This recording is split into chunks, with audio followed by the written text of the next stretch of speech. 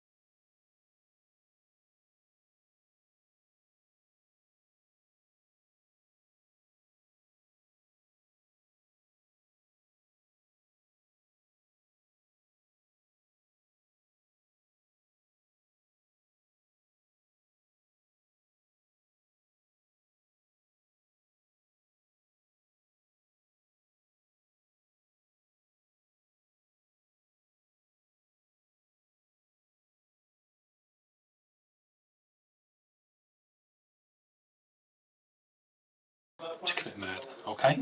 Yeah, so it's an incident that happened recently within St Helens. Police! You're under arrest. For what? Murder. Yeah. What? You don't have to say anything in my own defence. If you do not mention when questioned, something which you need to rely on court. Anything you do say may be given an evidence. Do you understand? Hey, get hold of me, solicitor. Where's the top? Everybody, I'm Detective Chief Inspector Steve McGrath, Senior Investigating Officer from Merseyside Police. The events of last July were absolutely tragic and have been made more difficult for everybody affected by the trial by having gone through the ordeal of a full trial. Eric Greener and Sheila Jackson were a well-loved couple in the St Helens community. Despite having no connections to the dispute which had arisen, Eric and Sheila found themselves trapped at home as Owens and Smith launched their fatal arson attack.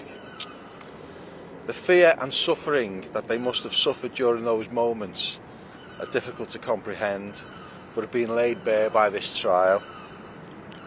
While the devastation caused to the family and friends of Eric and Sheila cannot be overstated, today brings the investigation to a positive conclusion. We dearly hope that this outcome brings at least some sense of justice, having been served, and helps them move forward in their grief and their healing. Weetman has proven to have orchestrated the fatal attack on the home of Eric and Sheila, and whether he knew who was inside or not, to set a house on fire puts the lives of everyone in the vicinity at risk. It was a calculated attempt to cause serious fear and harm, and the evidence during the trial demonstrated that Weetman simply did not care whose life he endangered. In their willingness to assist Weetman in this enterprise, Maynard and Owens carry their own weight of responsibility with them to jail. But our complex investigation saw their lies gradually unravel at court during the trial. I would like to thank Eric and Sheila's family for their grace, patience and dignity throughout, and we will continue to support them. I would also like to take this opportunity to thank the whole Merseyside Police Investigation Team, Merseyside Fire and Rescue Service for their immense bravery on the night of the incident, and also the Crown Prosecution Service and Prosecuting Counsel in working so diligently alongside us to ensure that the best possible case was put forward. Thanks very much. Good afternoon, I'm Detective Constable Louise Wright, Family Liaison Officer for the family, Merseyside Police. Speaking on behalf of the family, we, the family of Sheila Jackson and Eric Greener, wish to express our gratitude to the judge for today's verdict. Sheila and Eric's deaths were not the result of a momentary lapse in judgment or an act of diminished responsibility. They were the result of an unforgivable, unprovoked, premeditated attack on their home in the night. The loss of Sheila and Eric has left a wound in our hearts that can never be healed. No verdict, regardless of its nature, will bring them back or undo the immense damage done to our family.